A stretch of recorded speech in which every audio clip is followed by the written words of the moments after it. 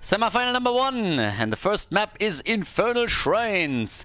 We got Bang Bush against Chili Mountain. Okay, let's go. What are we getting? Well, what do we get on for map number 1? Now, we have actually a pretty interesting tournament on our hands now, because the entire time up to this qualifier number 5, we had pretty much only like a maximum of 2 of the top 4 teams in Europe participate here. Again, it's the beauty of the system. With all the qualification tournaments, teams can decide whether they want to play in a qualifier or not, how many qualifiers they want to participate in. They just need to make sure that at the end of all the qualifiers, at the end of the season, they got enough points to end up in the top 8 of the rankings so that they can make it into the playoffs, which is the real big deal, right? This is where you're playing for the big prize money, all sponsored by our Mr. X, hence the X Cup. And, well, at this point, we have Chili Mountain, Bang Bush, and Oxygen in the same tournament. So, yeah. This could be a wild one. Because already the semi-final here is a highlight. And then we're heading into the grand final as well, where we could, for example, see the winner of the series up against Team Oxygen. Depends a little bit on results, obviously, but it's at least a likely one. Now, the interesting part is also that just recently, Bang Bush took a map off Chili Mountain, and for quite a bit it looked like they might even decide a series in their favor. But after that, they got ruffle stomped hard as Chili Mountain decided that they are going to go full force on them. And as per usual, Chili Mountain incredibly dominant right now. So, as it stands, also today a little bit of a sub performance here. We have Nagrom playing with the account Katana, playing in for the red team, playing in Bang Bush. And I think the same happened last Sunday as well. So Lauber, I'm not quite sure if it's like a Sunday thing, if it's a weekend thing for him right now, but they had to do exactly the same thing around a week ago. So he played on in the Wednesday tournament, Lauber that is. But this is the second time, if I remember correctly, that Nagrom is now playing for them. So I'm gonna call him Nagrom for now. People are gonna get so much confused. I wish we wouldn't have to deal with like Smurf accounts all the time. Some people are heavily confused by that, but yeah, there we go. So we got Dequaza on Blaze and Diablo picked for Nagrom with Sylvanas on Bishops. Somewhere in the corner there is a little Hanzo crying his silent tears. No more love for him. Bishops has found a new hero that he favors. I mean, he's never not played Sylvanas, but still, he always preferred Hanzo, and lately it's just not the case anymore. I don't know if they had a little bit of a fight going on or something, but yep, not a thing anymore. Sylvanas has definitely taken over. She is Bishop's favorite right now. So, we got Blaze, and, well, as it happens, Vala. Dino on Vala here on Infernal Shrines. Could be pretty much any... Honestly, I mean, it could still be an auto attack build depending on what exactly they're picking with the rest here. We're gonna keep our eye on potential second supports. Also, now that I look at it, we do not have Masquerade. Yeah, Masquerade isn't here either, so each team plays with a sub at this point. Deckard Cain banned out, Tyrael banned too. It's actually kind of funny that they banned Tyrael. Tyrael is one of the heroes that has been now played multiple times whenever Masquerade wasn't there. The last few times it was Dino who had to play the tank. So there is a chance that they are swapping Vala over to somebody else and that he's going to play their frontline again. But obviously other players on their team can do that too. Either way, it is a sub and it's not going to be the full main tank power that they have here. We got Anduin and we have Dehaka. Henning was, by the way, one of the first Anduin players in Europe. When Anduin came out, at least initially, people were pretty much like not really a fan. I'm still not, just in case you didn't notice. I'm actually fine with the character, I just hate the lore shit. But yeah, Henning was one of the first ones to regularly play Anduin and introduce the character a bit into the competitive scene. Make on Jojo for now at least, and we have Ultralisk with Maiev. So that's already a beastie lineup. I like it. Skok. Bit more damage would be nice. Either melee or range, but they definitely need something that can pack a bit of a punch. You can go triple melee, but you have to make it somebody that can actually dish out damage, like Thrall, for example. But they go for Hanzo. Is Bishop's going to play him after all? Is it a bait and switch here? We'll figure it out in just a moment. Infernal Shrines, everybody. Map number 1, the best of 3 series here. The semifinal of qualifier number 5. Let's go. Infernal Shrines, Dino on Vala is not pushed into the tank position this time. It's Marke who's playing Johanna for the team. Banana H on Rhaegar. We got Equaz on Blaze and Ultralisk on Maiev. On the right side of the map, Backbush with Heading on Anduin. Nagrom with his Smurf account playing Diablo. We got Svamgrotta on Dehaka. Bishops is playing Hanzo after all. Look at it, the bait and switch here. They drafted the Banshee first, but Skog is the one to play Sylvanas, and Bishops instead is playing Hanzo. Apparently they're cool again. You know, this is the good thing with guys when they have a fight. Usually it always ends the same. You're mad at each other for a little bit, then you go into one-shot fist fight and things are fine again. That's usually how it works. It just blows over quickly and then it's all good in the hood. Nobody here really holding grudges. So, yeah, all fine. They are friends again. So I'm not quite sure what Hanzo did, but apparently they talked.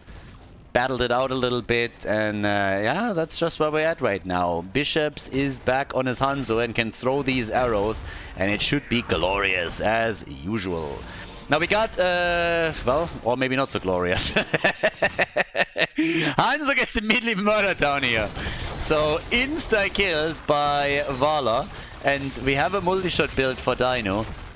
Yeah, already working a bit here on Svamgrotta, getting another stack together. Zedrak and Nana H is guarding as best as they can.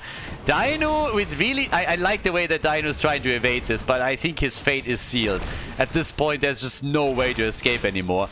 He is going to fall eventually. I don't believe that they're going to let him hearth out. Yeah, Vala gets murdered by Hanzo.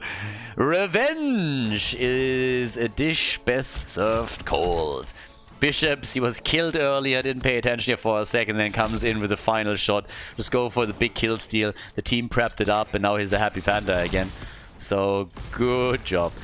We got a kill for a kill, and that's already an interesting early game here. 13 stacks for the Stormcaller, by the way, the level 1 talent that we now have for Rhaegar. And at the bottom of the map, with both camps taken on the left and right side, it's all about camp number 3. And this time Chili Mountain, the one to make the first move here. Now, of course, with the multi-shot build, we also got the Arsenal on level 4.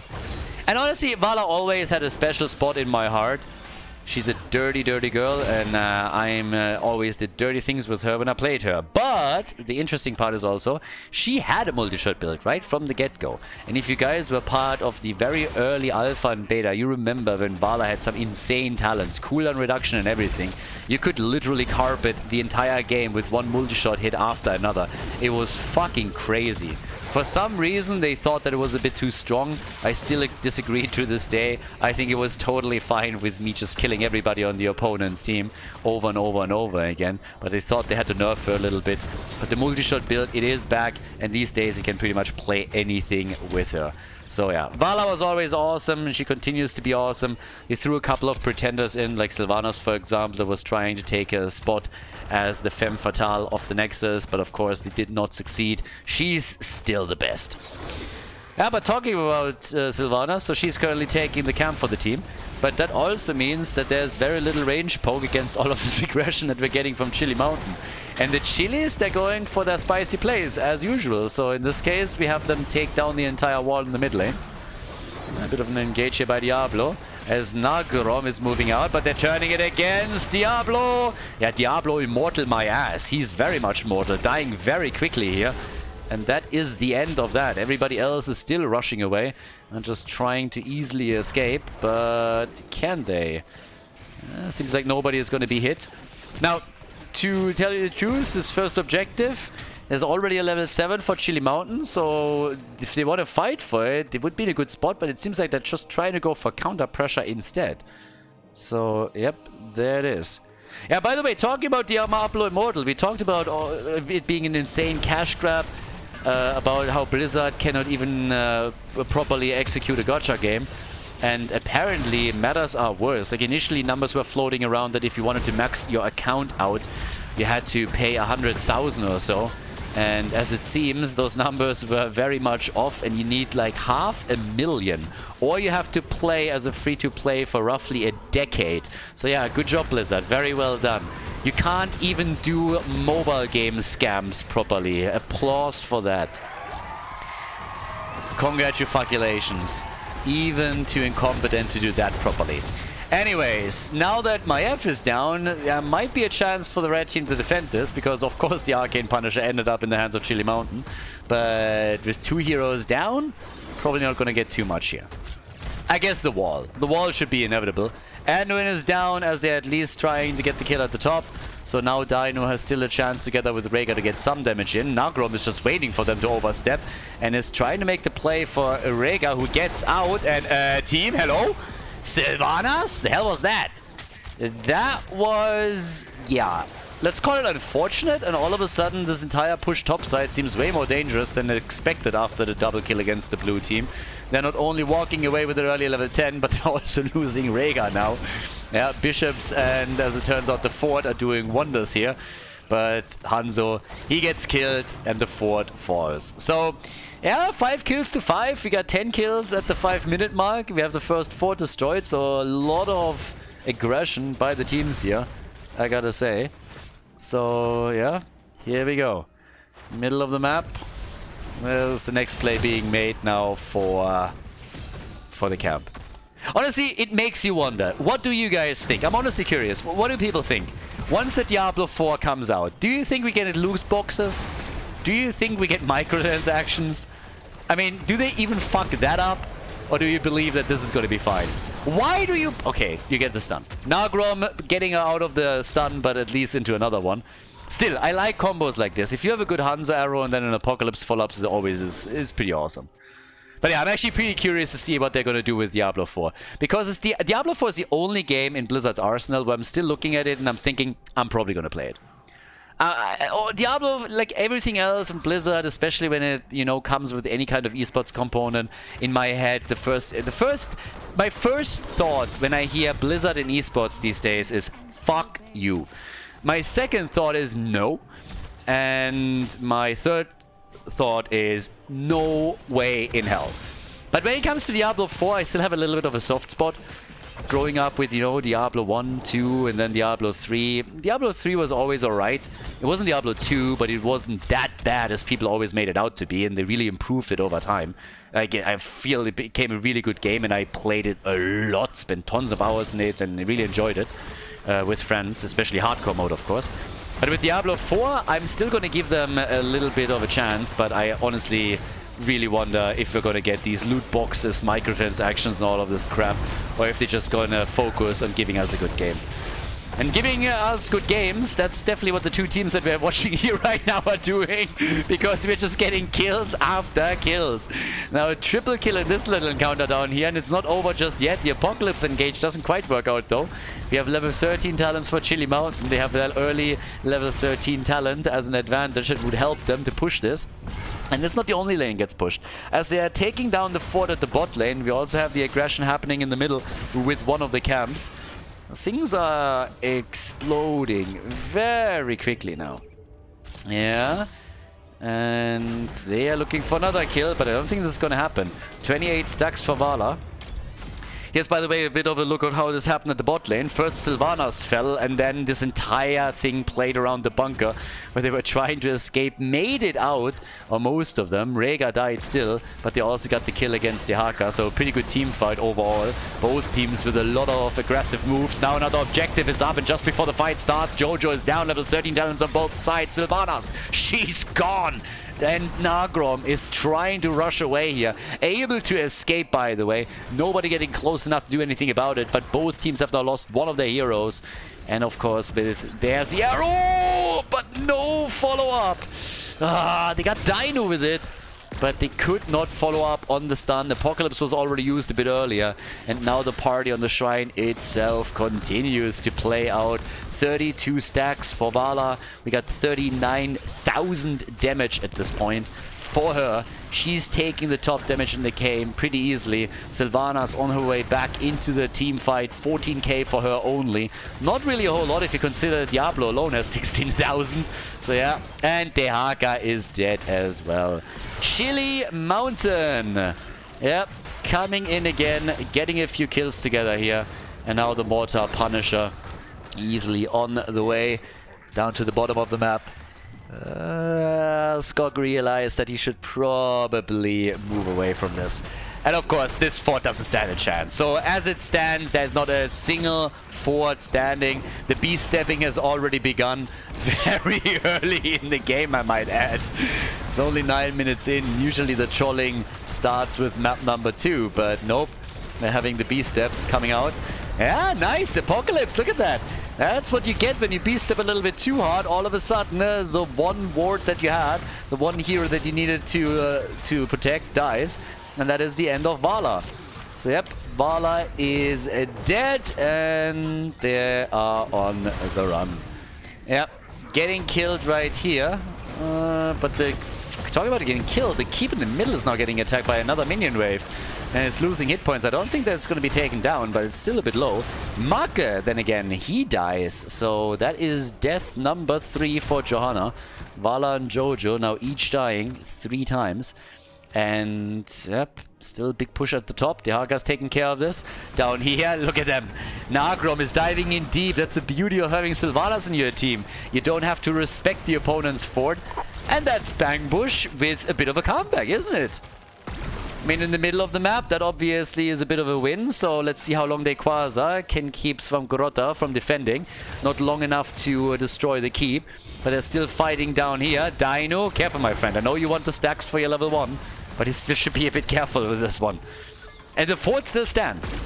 The fort still stands. They are going for a kill on Blaze. But he's bunkering up like a boss. And here's the arrow again. And that is a dead Vala. Dino dying again. And what do we learn? What do we learn, guys? Don't give Hanzo 2 bishops. I'm actually happy that he's back to his old shenanigans. One arrow after another is just hitting, and the boy is doing work. They are best buds. Now, Sylvanas is always going to be a secondary for bishops. It's always going to be another one that he can easily play if need be. But his arrows are just too freaking good. 117 stacks for Rega. We got 12 to 9 kills at this point. And down to the bottom of the map, we now got Henning, we got Bishops, they're doing their thing here. And of course, still a bit of a wraparound by Quasar as they're trying to get a kill with the double stun of the jet propulsion. A couple of slows coming through too, the rest of them is moving straight through the top. And let's see, can they get a hit? Not quite. Alright. Camps are still up and about to be taken, so 2 were locked in by the red team already. And now they're getting another one. It's pretty much all that they got for the kills that they have. And technically they are ahead in kills. By 3.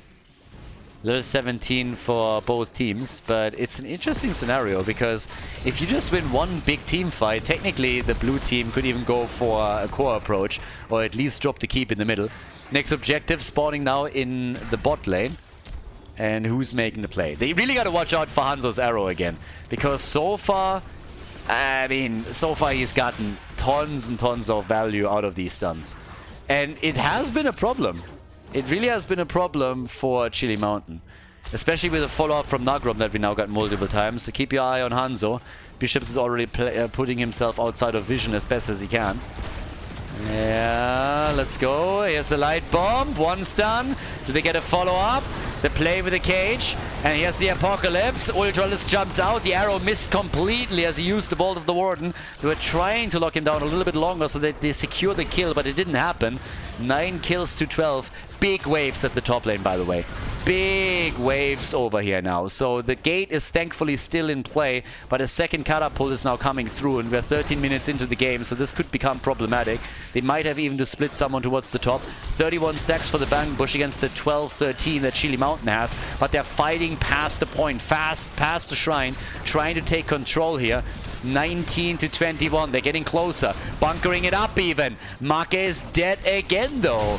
So that's a problem. 30 to 36 points, and this might just be an objective for the Bang Bush. They're getting closer and closer, and I don't think they can be stopped anymore. Frozen Punisher is taken. They go for Banana H. Where are your B-steps now, buddy, huh? Yeah, no B-stepping anymore by him. So Banana is down, and guys, the Bang Bush, they are banging them up pretty heavily.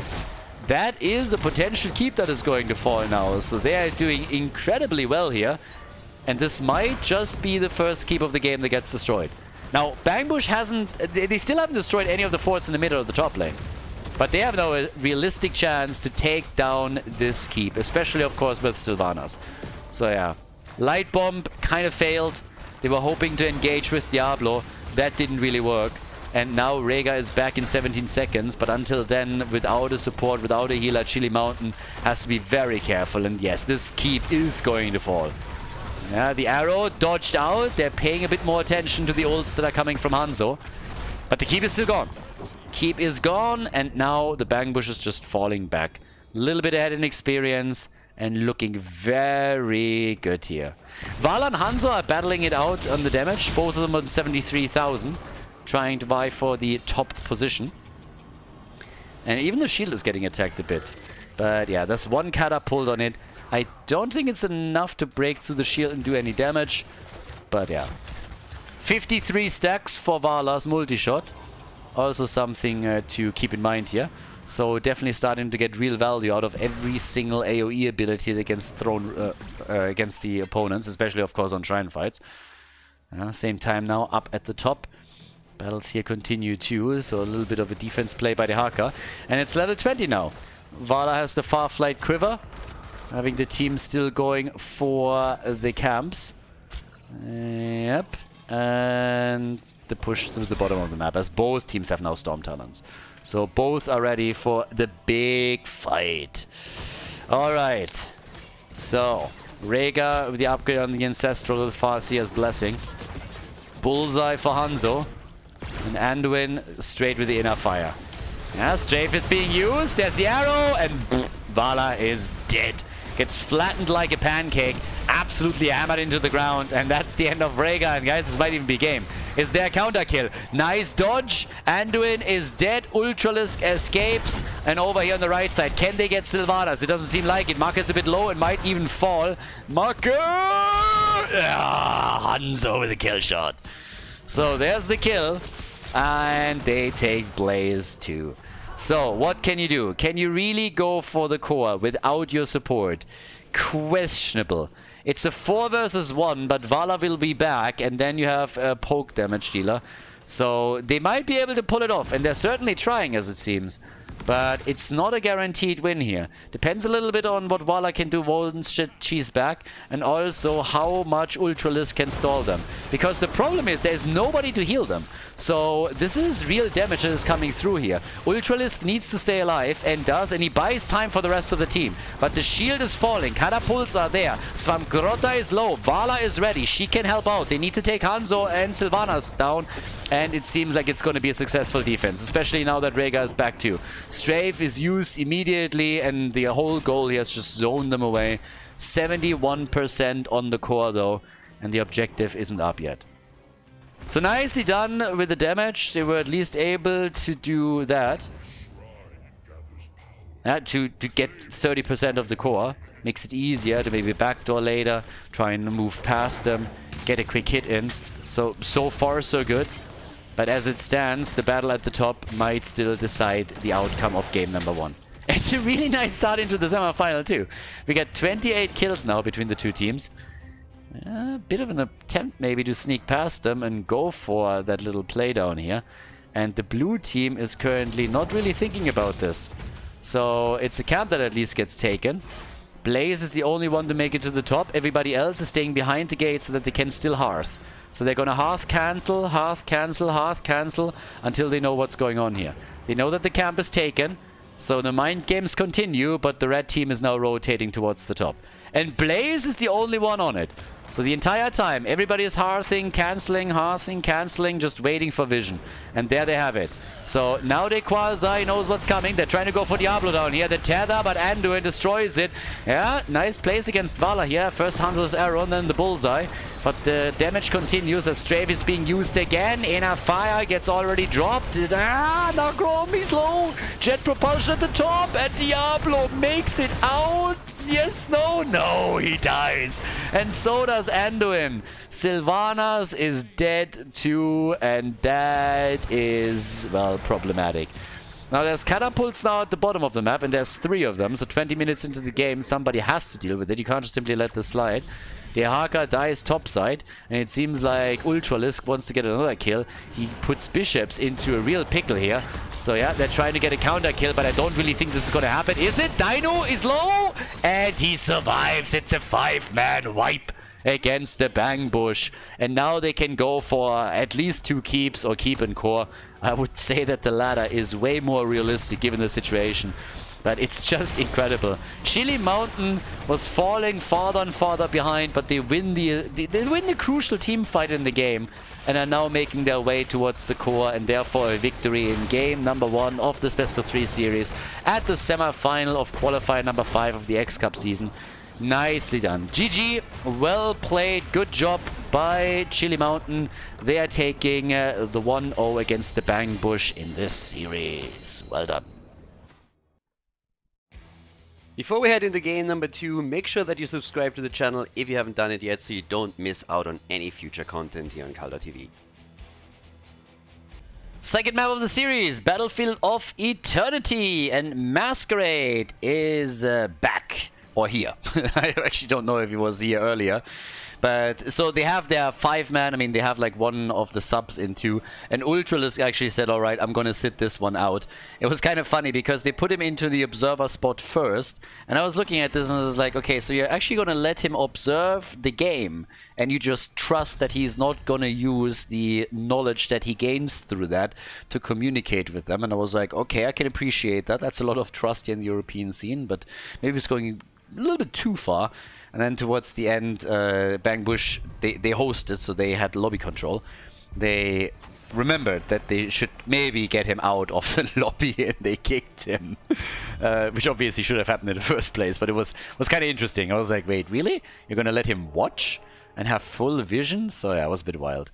Either way, Chili Mountain is ahead now with the victory on the first map, and we're going into another Immortal Diablo-themed map. Yeah, Diablo Immortal just mindfucks me a little bit. I've never even played the game, I never even downloaded it or anything, but every single piece of information that I get about this game makes me sad.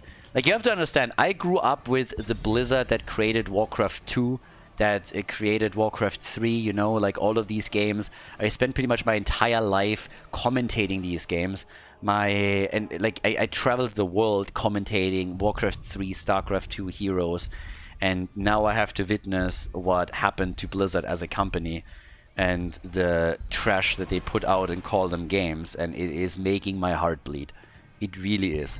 It's one of the reasons why I'm like so salty about all of this and so jaded, because it just feels that they're not only producing shit games, but they're also, you know, like taking something away from me that I cherished for my entire life, and it's just sad. It's just really sad. So seeing trash like Diablo Immortal being released, seeing what they did with Warcraft 3 refunded, and it is really spitting in the face of the communities that supported them for this long, and it is disgusting. It's honestly disgusting. I mean, cancelling HGC the way that they did, I don't think I have to really talk about that, but yeah, it's just a sad state of affair. At this point, I feel like the best thing that they can do, for example, for games like Heroes of the Storm, is just like keep their dirty fingers of it, throw out maybe that one developer that they still employ in some kind of like basement room somewhere, that let him like make a balance adjustment every half year that changes the meta up slightly, and then just leave your fingers away from it. Don't try to do anything, and just don't ruin it further. Let it be what it is, and let the rest of us who still like to play it enjoy it for what it is right now. But any attempt that they apparently seem to be doing to make things better only backfire. But yeah. Either way, I'm still happy that we get games like this. I'm happy that we get a lot of fun with the guys playing here. And of course, waiting another year or so until Stormgate gets released and the Blizzard employees that left the sinking ship and started to focus on their core values again are hopefully going to grace us with another new awesome game that we then can play, in addition to still rocking a couple of Heroes of the Storm tournaments. Because believe me, unless they shut the servers off, you will get your Meta Madness at least once or twice a year. So yeah, that's going to be a thing. Anyways, I digress. We got a draft in front of us, so let's check it out. We got a ban on the Hammer. You get Henning now with Rhaegar, Bishops on Hanzo again. That's my Bishops. You know, this thing, it was all a ruse. It was all a ruse. He was like 1 week, you know, he's like, ah, shit. People are banning my hero. What can I do? You know what? I'm going to fake them out. I'm going to pick Sylvanas for a week. And then they all think that I don't want to play Hanzo anymore. And then I just turn it on them. So, yeah. He's back on his Hanzo shenanigans. We got Masquerade and Diablo and Dequaza on Urel. Li Ming played by Dino here. Alright. But yeah. Alrighty. Svamgrotta on Thrall. Is there gonna be a 4-man Thrall? Or a solo Thrall? Crash Lightning or no Crash Lightning? That's the question. So, yeah.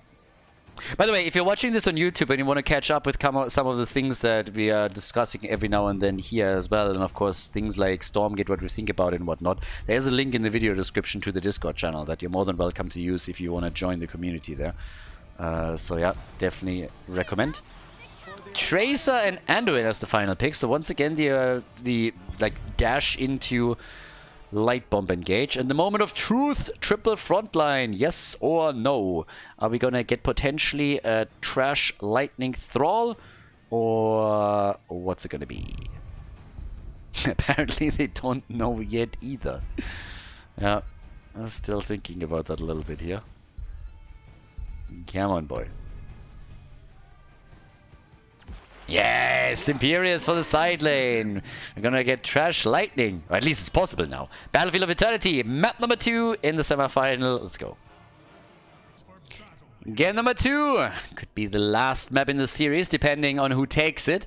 Of course, the Bang Bush wants to bring it to game number 3. And on the left side, it's Dino and Tracer, Banana on Anduin. Dequaza is playing Urel. We got Maka on Liming. And Masquerade on Diablo. On the right side of the map, Henning on Rhaegar. Skok, unfortunately, doesn't give us any stacking on level 1 and doesn't go into the Trash Lightning. Instead, we get the Trolling Thunder, which means that Nagrom, with a Smurf account here on Garrosh, he's playing Garrosh.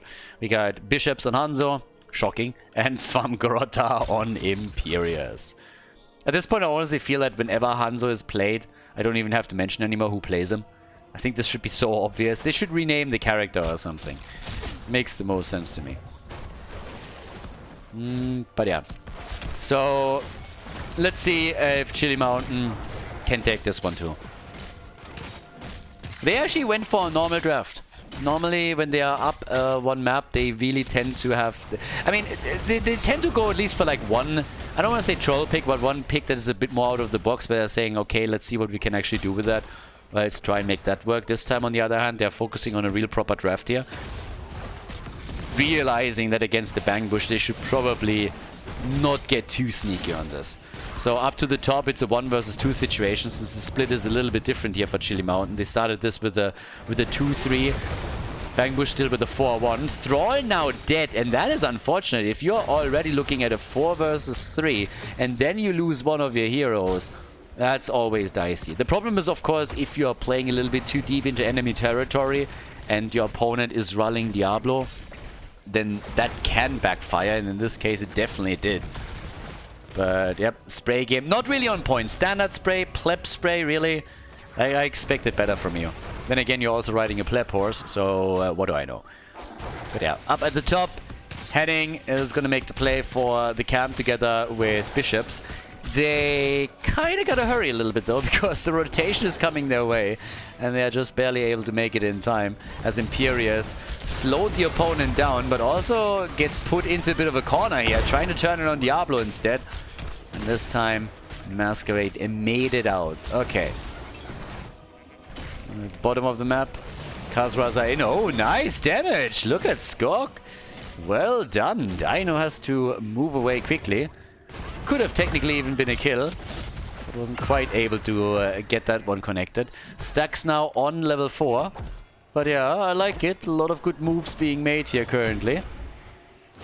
And camp time. Yeah, right now it's all about getting the Shaman camp onto the lane so that you can start make a bit of a play over here. Obviously always with the idea to force the opponent's hand as the objective is up on the map. Force them to defend their lane, which will allow you a few extra seconds on the Immortal. But yeah, they're already in position for that. And they're looking for kills here. Stacks again for most of them by now. We have a few already together for Garrosh. Same time you're seeing this also for Thrall. And of course, in addition to that, now having Hanzo getting his stacks in slowly and steadily. They're making another play, trying to go this time for the Immortal. Defense has been set up a bit previously. So it's a bit of a poke battle that we have. With Hanzo being the biggest X factor here. He's really the one who could make all the difference in this situation. One shot after another is already coming through here. Another flip. Masquerade low in trouble, but they can't get the kill. Pushes his way back out very easily. And everybody is still poking and prodding, trying to see if they can maybe get a kill here eventually and lock the first objective in to get the lead in the game. Take maybe a few structures down together with it too. So far it hasn't really happened just yet, but the red team is losing hit points. And they're losing them quickly on the Immortals. So it seems that Chili Mountain is going to get at least a halftime show victory. And indeed that's the case. 7,000 hit points ahead. And as Diablo gets locked in for just a second, Anduin is ready right away, helping him out here. Dino also not getting killed as he gets caught for a moment. They're still trying here against Equaza. Anduin, there it is, the kill. Anduin is down. That might just be the moment where Bangbush can turn this a bit. But it's not going to be too easy. They're losing hit points too. But Bishops has now all the time in the world and all the freedom here to try and take this one down. Dequaza is of course going to attempt and slow him down a little bit. But it's still happening. Yep, this is going to be a win. So Dequaza didn't even have to do anything here. But can interrupt Skog now. In comes Tracer. Here comes Diablo. Another wall stun. They nearly get a kill on Thrall. That was definitely a bit of a spicy moment. But it allowed Thrall to complete his quest. So I guess it's good for him.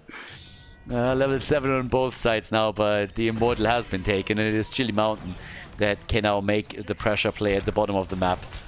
Once again, a reality. Can they get the fort? That's the question. Highly unlikely. Shield is already gone. But the wall itself is a victory. And getting a few hit points taken off the fort is what they are aiming for here in the first place. Normally you won't be able to push past this now and get the fort completely unless you're able to get a kill or two. For a second, nah. Dequaza instead doesn't make it. Commits Sudoku pretty much straight into the tower range here. But yeah, that's a destroyed, or nearly a destroyed fort at the bottom of the map. Way more damage here than I expected. With a low shield on the Immortal, it really felt like more than 50% is unrealistic.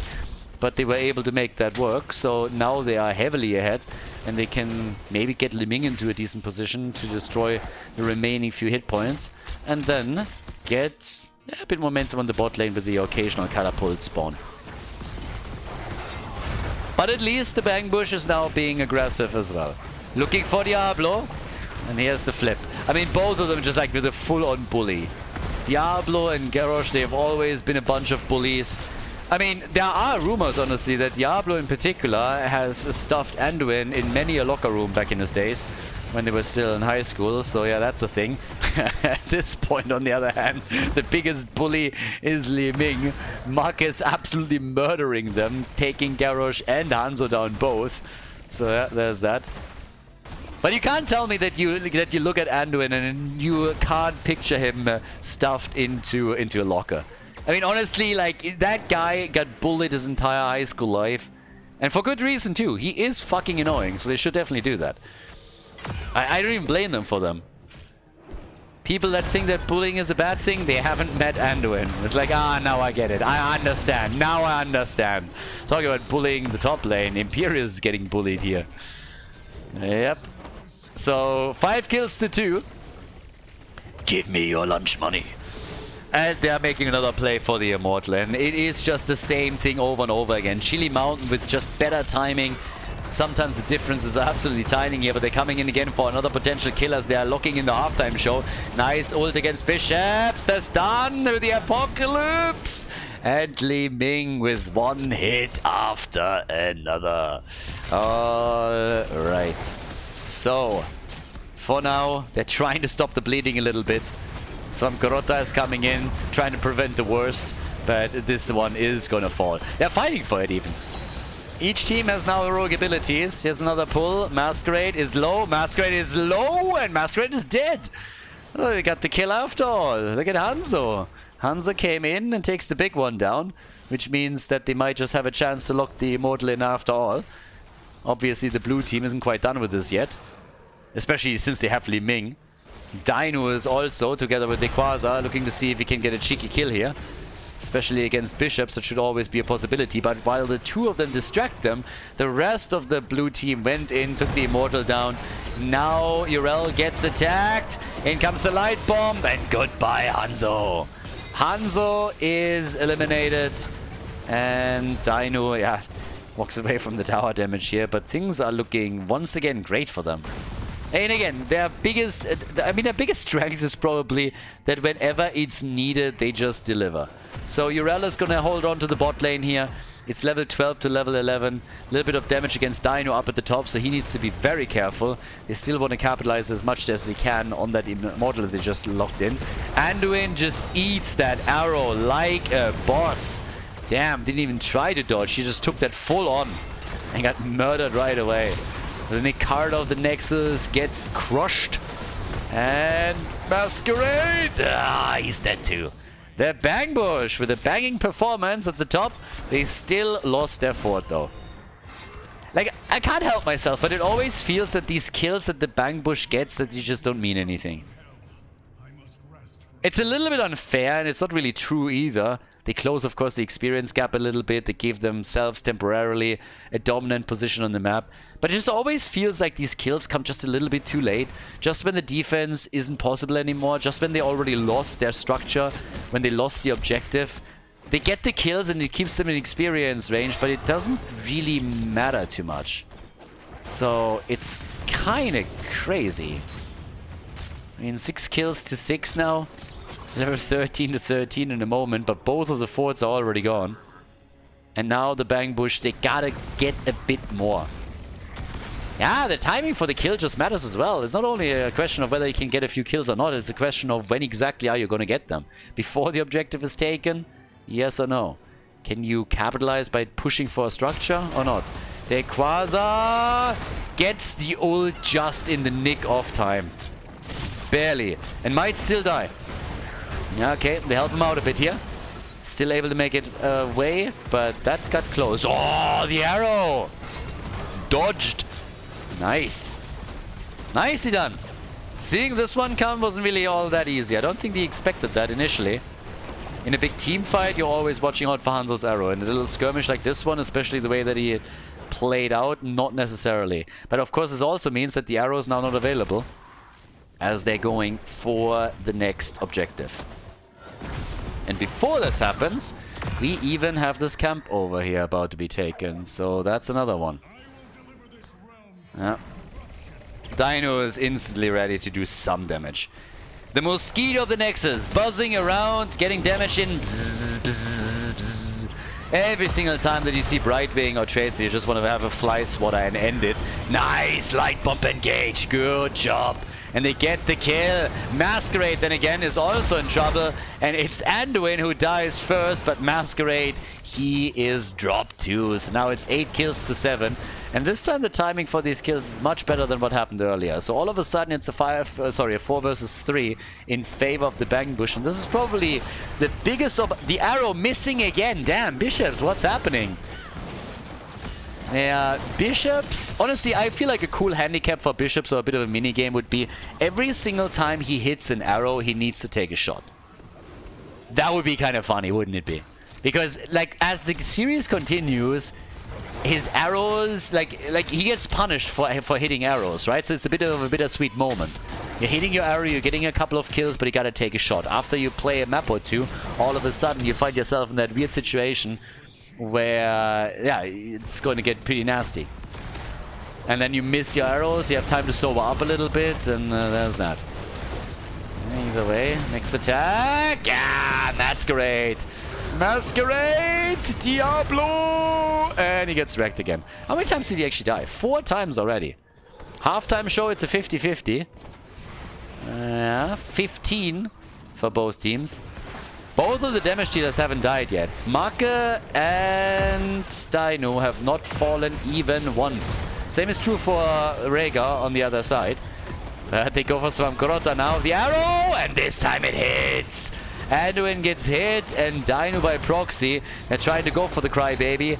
Anduin! Yeah, he makes it out of the fight, and this time it's the Bang Bush with the Immortal. So yeah, nicely done. Bang Bush wins the Immortal, and now they have an opportunity to push. So, can they get a fort? I mean, they might. What exactly is the blue team doing? They're pushing out the top lane a little bit. Yeah, they got Dino here. Are they really going to try to make that a thing at the top? I don't really think so. So Dino is now slowly rotating over. Getting the top wave allows them to get level 16. I think that was the main reason. But they're still losing that fort. So the fort is about to fall. There's level 16 for both teams. Pretty much simultaneously. And they're rotating topside. So they are realizing that they're not going to get too much down at the bottom of the map. Instead, they're hoping to take the top fort down. And that, all of a sudden, is going to equalize the position in the game pretty dramatically. Now each team doesn't have a fort available anymore. You're kidding me, right? For the love of God, someone, please kill it. The arrow, there's the hit. Another shot. I think there's actually some crazy drinking games that you could play with Heroes of the Storm. Oh! Rhaegar is down. Woo! Rhaegar gets murdered. That's an easy one. Damn, now that support is gone, they might even get more if they can chase them a bit further. So that fort is still standing. The fort is still there, and now they go for Thrall, and it's another kill. Good pull out by Anduin. Yeah, he's good at that. He's great at that. But do they really go for the keep now? I mean, they honestly might. So yes, the keep gets attacked. There's only 2 defenders. That's all you got to contest with at this point. 2 defenders is all that they have, and the attack is coming. So, yep, here we go. And, well, is that going to be a hit? Come on, can they get that thing? Yes, they can. Nice. Alright. And, well, they got another one. Okay, so that's Garrosh done. Garrosh gone. They can't possibly go for the core here. Come on, boys, it's over. Oh, the arrow! Oh my god.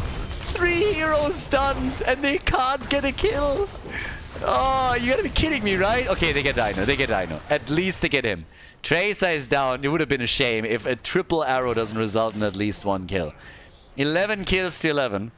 Yeah, but I'm still a little bit torn. What would be a good drinking game in Heroes of the Storm? I think one of the things that you could do to make it at least balanced in the sense that you know what the maximum is. Like, if you drink with a friend, everybody picks a team, and whenever that team loses a fort or a keep, you have to drink a shot. That way you know that you drink a maximum of 6 per game, and even that is unlikely. Masquerade pausing, I don't think that's really a good thing, but I honestly think that would be a good one. Outside of that, maybe you're picking like some direct connects on ults and every single time an ult gets connected. But I think the keep game is probably the most balanced one. If you take a shot every single time that someone like Bishops hits an arrow, then you are going to get absolutely wasted within the span of 10 minutes, and that's not really healthy. But I think the keep play is probably a good one. It probably makes the most sense, honestly. Because you know what the maximum is that you have to drink in 15-20 minutes. but at the same time, it's unlikely that it's going to be that many, so probably the best approach here. Maybe objectives. If you're a little bit of a lightweight, then just objectives won by your team forces the opponent to drink a shot, something like that.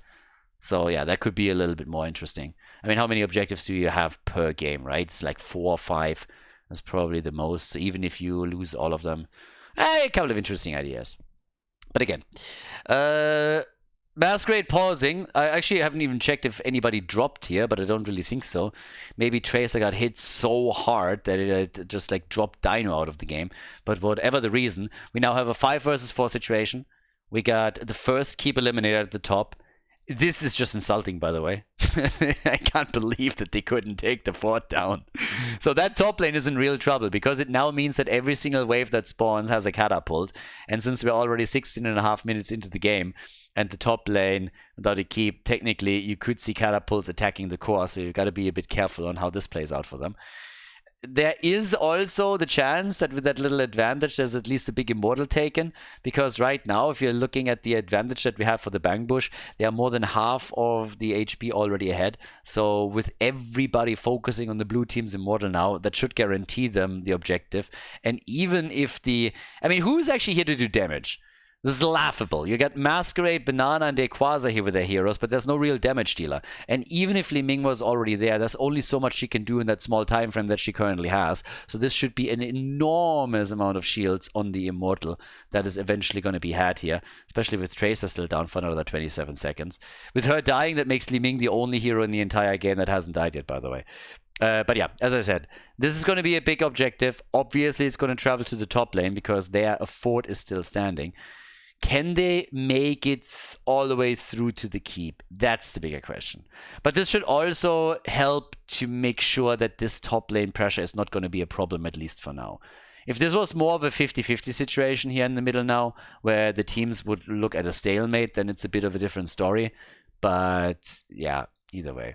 I can only assume, by the way, that for Masquerade, it's probably Masquerade pausing the game because of his mouse is having some problems again. There's a reason why we call him Masquerade right now. If you remember the event in Miami, where we had Europe face off against NA for the first time in years and years and years in an offline situation, then you know fully well that Masquerade had plenty of problem with his mouse. At that point, I really think that every single tournament that he attends needs to force him to bring at least a spare. Because, yeah, that was pretty crazy. But either way, as soon as whatever situation they have going on right now is resolved, we're obviously heading back into this. But until then, we'll see. For now, it seems that there is a bit of an advantage for Chili Mountain overall. But the Bang Bush, they are catching up for sure. And we're back.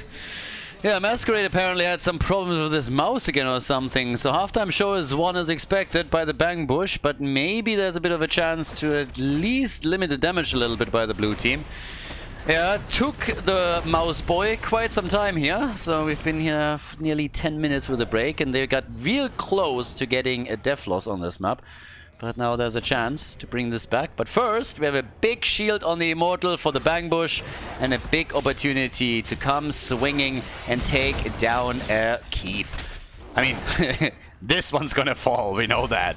Question is, can you take the keep? And of course, if you can get a couple of kills, can you maybe even get more? So that's the question. But yeah, they can even get a little bit of extra damage in because the red team is a bit too slow to be there right away. This, by the way, is also a bit of a concern because camp plus double catapult, yeah, that's gonna do damage at the bottom. Nobody's dealing with that. And the Immortal has pretty much lost its shield already, but the fight is still happening. And here comes the arrow. They're trying to go for a kill on Urel. And she gets bounced back, and Urel is dead. Urel is gone. They still need to defend this. Bang Bush is trying to go for the victory here. They're going to try and end this. They're going to try and end this. Masquerade is still alive, but he dies too. Only 2 defenders. Bottom keep is falling. So right now, Bang Bush needs to end this, and they are honestly in a halfway decent position for this. Diablo back to business. 3-2, gets flipped, gets killed, and can kiss his life goodbye. Ancestral is being thrown out. Level 20 any moment now. The Immortal is gone, but still we got 5 heroes on that core, and it seems like the Bang Bush is going to take this one. Unless somehow Li Ming can facilitate a miracle, it's not happening. Hanzo is dead, but so is Li Ming. The catapults are on the core. On the right side of the map, the core gets attacked too, but it is not enough. That's a victory, a 1-1 as we go to game number 3.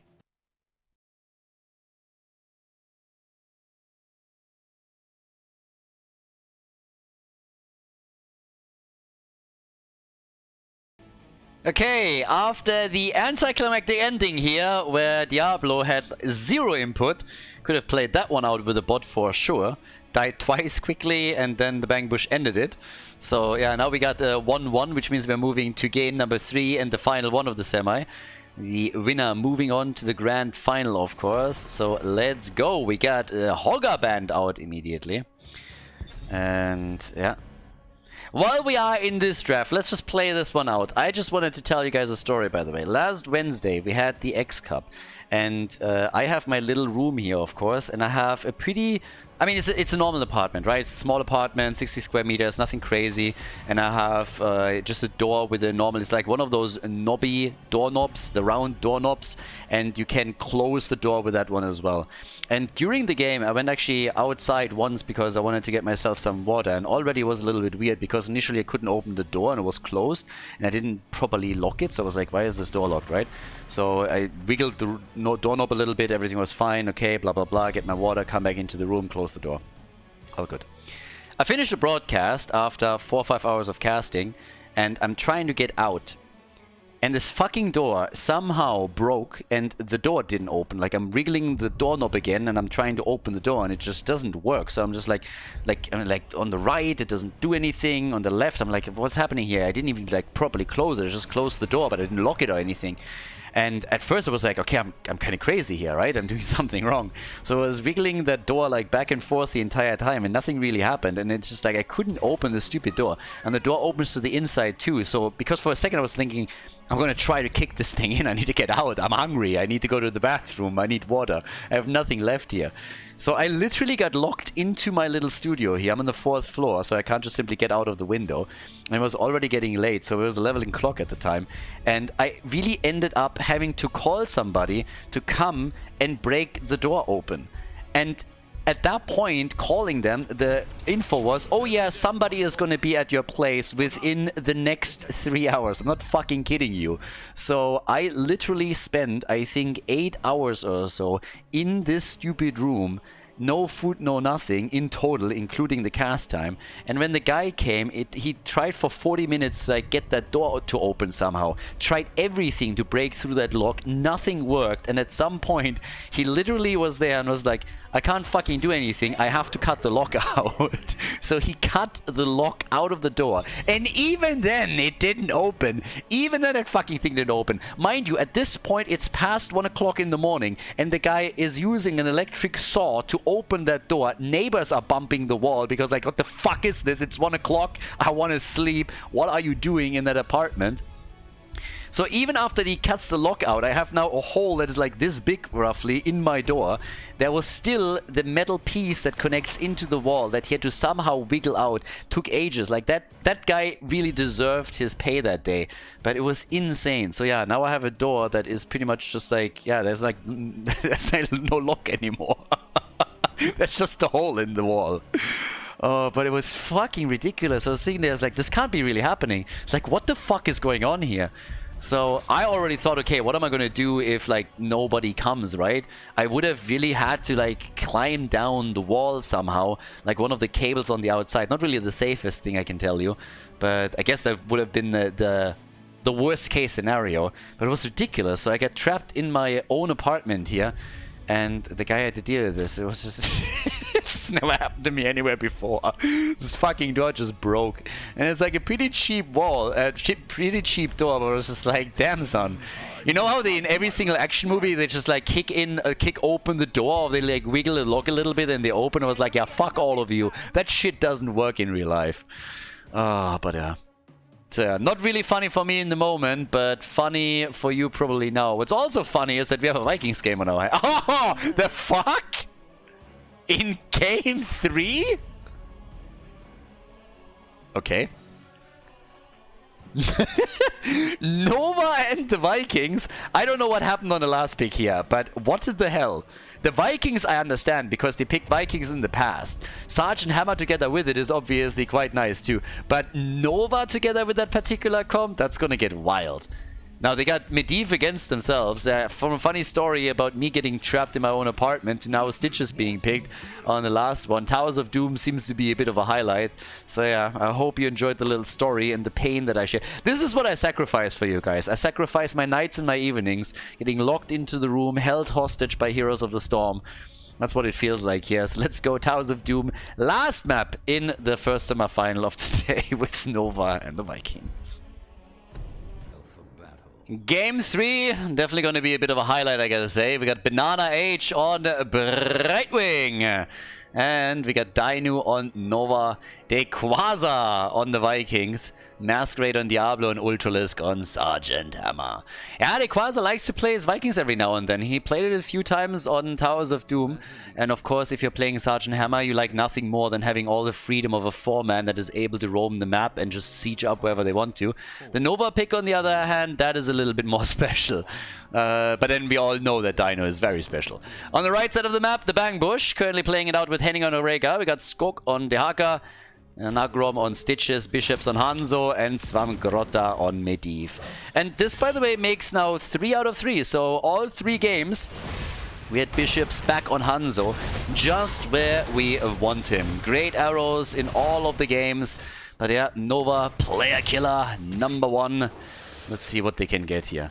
I mean, it's definitely a dangerous lineup, don't get me wrong, as I already explained a bit earlier, if you have the freedom of rotation. Ah, beautiful, beautiful save here. That was well executed. Yeah, if you have the freedom of the 4-man rotating and the Vikings soaking the lanes for you, you can really do a lot of Sergeant Hammer. Nova is going to try and get the damage here connected, and of course also some scouting that you can get out with the decoy. But the lack of a real escape tool is always a bit of a liability. Vikings are going to be lost over and over. But it's a pretty difficult draft to play into. I think they could have done way more if they picked something else but Nova. So we've seen, of course, as I said previously, some Viking plays by Dequaza in particular. But it should be quite interesting here. And of course, later on, you can also play around with your ult a bit on Nova, get the extra damage in. But yeah, it's definitely going to be a bit tricky with this Viking against Dehaka situation right now. Yeah, already Dehaka is putting this into a 5 versus 4. They're trying to exploit the numbers advantage that they're running here. Good hook against Sergeant. They're trying to get Diablo killed, but it's a bit less likely. A bit too much sustain right now, not enough damage for them yet, but the goal was to take the camp, and that's something that they succeeded in. So here we go, they get that. When it comes to stacks also, we're going to keep our eye on Medivh, of course, as usual. This time he's up against a few Vikings, so maybe a few more opportunities that he can use to get the quest completed. And is moving in for that it is. But yep, 16 for now, unless he dies and gets reset. We get old school, by the way, with the siege tactics on level 4. So no regenerative biosteel, which we see a bit more often lately, especially after Nick popularized the talent for Sergeant Hammer. And for Nova, we get the rapid projection. Yeah, and Dequaza has to be careful or he's going to lose Olaf here. The hook, Nagrum throwing that one out. And up at the top, they're still pushing this slightly back. Not a single kill outside of Vikings yet. First objectives are popping up. Yeah, they're already looking to see if they can maybe get a kill on Stitches. And keep in mind that this is actually a kidnap combo. So unless they pick, they don't pick Gorge on level 10, you can go full kidnap combo with this one. Meaning you go Gorge with Stitches, you Gorge the target after a hook, Medivh puts a portal in, and then you just get them past. I mean, you can either get them into the death zone, past a gate, straight into your tower, or bell tower range, and just kidnap the target and then get the isolated kills. That's the idea behind a lot of this. If they can pull that off, that's a different question, and we'll find out. For now, a few more stacks coming together here for Medivh. providing the portal for Rhaegar to escape. But they gotta be careful. Interrupts are still coming, and we got 22 stacks for Svamgrota. He's sitting at 23, but has to be very careful that Dino doesn't get a kill against him.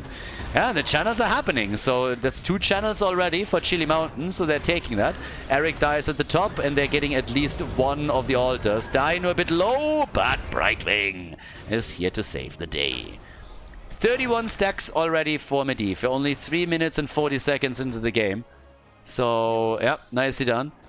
Bearlog at the top, he gets dropped. Level 7 talents kicking in, and with that now we have the added wave clear thanks to the spin to win, and more importantly the hover siege mode.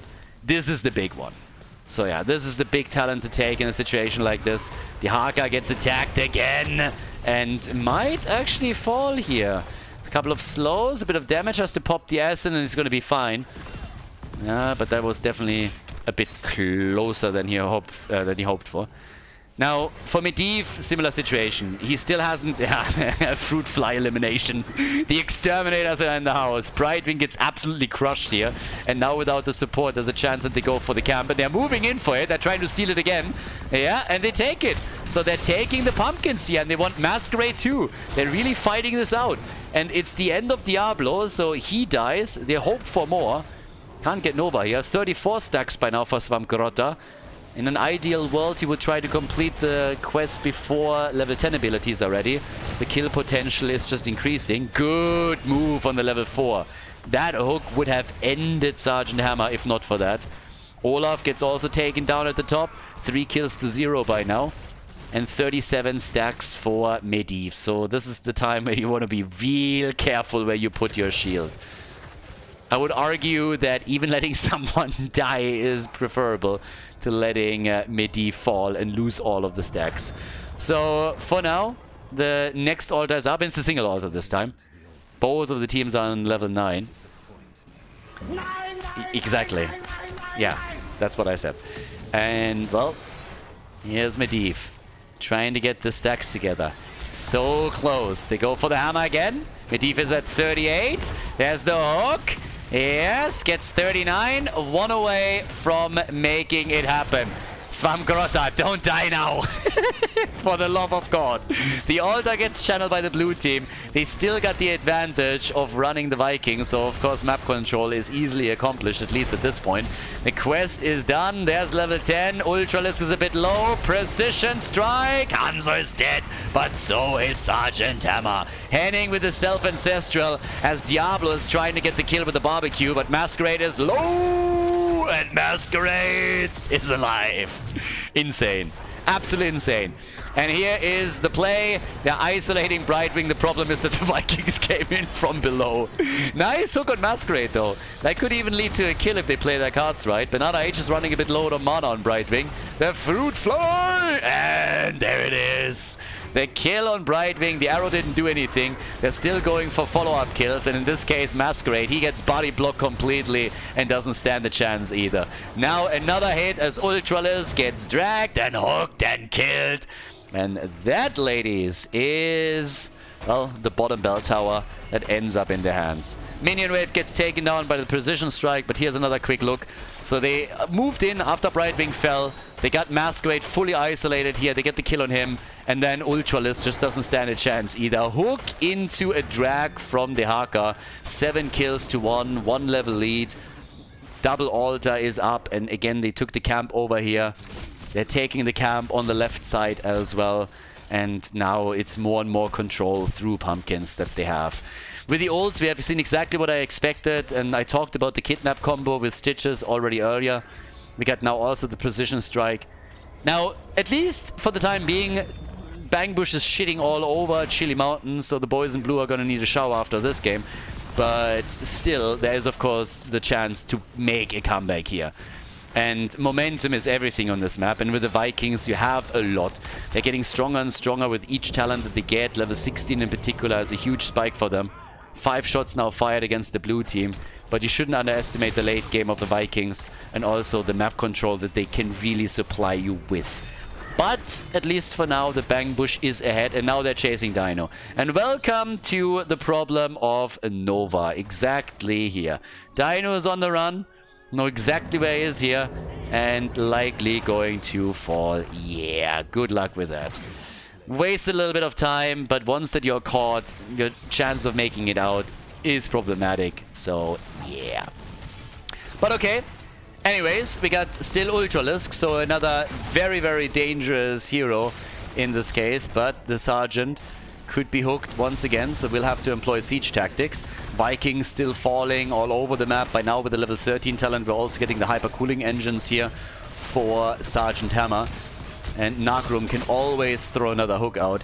He's doing his best, yeah, to connect them. And he's forcing Ultralisk over and over again to drop the cooldown on the level 4. Here's the ley line, and that's gonna be... Oh, a good move by Brightwing. That would have been a Gorge, but they're still getting it against Diablo. And now they're putting him here to the back. Masquerade is gonna fall. Arrow being used. Alright, they're using everything. Brightwing coming in. Arrow being dropped. That's still a kill. Self-Ancestral on Henning, just as we saw Sergeant Hammer with the BFG. And now Banana H is trying to make his way out. But guess what? They got Medivh. The portal is there. Dino gets crushed. So does Brightwing. So they are getting once again a double kill. And well, since there's no level 4 cooldown available for Ultralisk, apparently he gets Hanzo'd. Yeah, gets Hanzo'd hard. And this is looking better and better by the minute for the Bang Bush. But I gotta give them some credit. This one was retaken at least. But here's another... Look at this. This was the moment when Brightwing was trying to escape. And of course, as you can see, not only does Diablo fall, but they're also getting the kill on Nova. They get the kill on Brightwing, and then afterwards, Sergeant Hammer gets Hanzo'd. So now we have 2 altars up. Skok can channel this one easily. Level 16 talents are available. And over here, the interrupt has happened as well, buying them a little bit more time. Yeah, the Quasar interrupting, but he's still dead. Boss is already aggroed. But they got the level 16 talent, so now they have a good chance of actually getting both of these. Seems like they're still trying to fight this out. 2 of the Vikings are dead. Brightwing is down at the bottom of the map. Masquerade is trying to move in and interrupt heading on the channel, but here comes the ley line! And they go for the Fruit Fly. Yeah, they want that altar. They want the damage, they want the stun, they want the kill. Masquerade again isolated, and he's dead. Brightwing is trying to escape. Nova barely making her way out of the fight, but there's the Gorge. They go for Sergeant Hammer, and Ultralisk is about to die. Ultralisk is gone, and so is the Fruit Fly. They're chasing Dino, and Chili Mountain trolled a little bit too hard, it seems. Going for the Nova pick here, I don't think it was necessary. Viking is not a problem on this map by any means, especially when you're playing Sergeant Hammer in your composition. Nova doesn't really work out for them so far. The problem is that Medivh can always supply these portals to chase her down whenever they have a lock on her. So they have an easy time capitalizing on her lack of an escape mechanism, and they're using this ruthlessly. We have 17 kills, 2-1. The shots connect, 18 to 28 points. Comeback potential is always a risk on this map, but there's a big lead in experience now for the Bang Bush. So unless they're screwing it up, if they are playing it safe and sound from here on out, they should have a good time. Once again, we got the hook, but it misses. Yeah, Gorge wasn't ready yet either. But you can see that the threat potential is always there, that the ley line hits you, the hook hits you. They're rotating back down to the bottom of the map. Bam! There's the stun, and Sergeant Hammer gets hammered. Nice! Neat kill. Good rotation with Svampgrottas Medivh. He was always known for his Medivh plays, but I haven't seen him play in quite some time. And now they're fully capitalizing on these situations. I mean, check this one out. So here comes the rotation down to the bot lane. Empowered by Medivh, the Hanzo arrow was fired away to lock Sergeant Hammer in, and then it is literally Hanzo with the final hit that is getting the kill here. And of course this brings us back to Bishop's playing one of his favorite heroes. He is doing so much work in this game. Not only these Hanzo arrows for stuns, but also the way that he currently lines up the damage. 54,000 for him, 18 kills to 1, level 19 versus level 17. And it's a triple altar phase now. Triple altar phase. Technically, if they win the fight, take all 3 and take the boss, then it's over already. But, well, that's what it is. Yeah, some pretty big plays being made here. And there it is, the kidnap combo. Nova gets soloed, by the way, at the top. Masquerade is also dead. They're getting absolutely destroyed here. I mean, absolutely destroyed. We had a back and forth game on map number 1, map number 2. But right now, honestly, at this point, Bang Bush, they're just going through Chili Mountain like hot butter through cheese. It's crazy. I mean, they're absolutely crushing it. Baylok at the top gets taken down. They got the vision. They can go for another channel. At the bottom of the map, a similar situation is happening. And they are really looking to end this game as quickly as they possibly can. If they're getting a few more kills up here and then go for a triple altar plus the boss, then this is just lights out. The level 20 talents are available for the red team now too. That makes matters, of course, even worse. Down at the bottom of the map, yeah, Rhaegar, he's always getting interrupted by Olaf. But now he gets killed. Sorry, by Eric. Ultralist talking about getting killed. He's nearly getting Hanzoed again here. Shots are fired, 5 are out, and it is just absolutely crazy. Seems like Nagrom is going to get the channel through this time. Oh, tries for the hook, just as he expects the interrupt from Banana H. Blue team is desperately trying to hold on to this. 5 versus 5 again. Sergeant Hammer's back to business too. Dino got revealed, and they might even let this one slide. The interrupt potential is just a little bit too much. And you don't want to give him too much time to catch up in experience. So already forcing the level 4. Keep those level 20 talents in mind. Yeah, there's the ley line. They're fighting in the back. Yeah, Skok is coming in. And Medivh protected, by the way. Not even eating damage here as they're focusing on Diablo once more. And Diablo goes down. Diablo dead. Died 6 times in this game already. Big arrow coming out. Brightwing in trouble, getting slowed and nearly Hanzoed here. Ultralisk and Banana are both incredibly low. And here's the full channel. 5 shots fired. Good BFG, but the boss is wide open. Only 3 points on the core. And who's going to stop them? Who is going to stop them at this point? That's just nobody. Nova won't even have her ult up for this one. They can try and move in, but there's the hook. And Dino is dead as well. This is game, everybody. The Bang Bush is going to move on to the grand final of the tournament here. Chili Mountain just overdoing it slightly. And this is a win. GG, well played and nicely done by the Bang Bush as they drop Chili Mountain to move on to the grand final of the qualifier.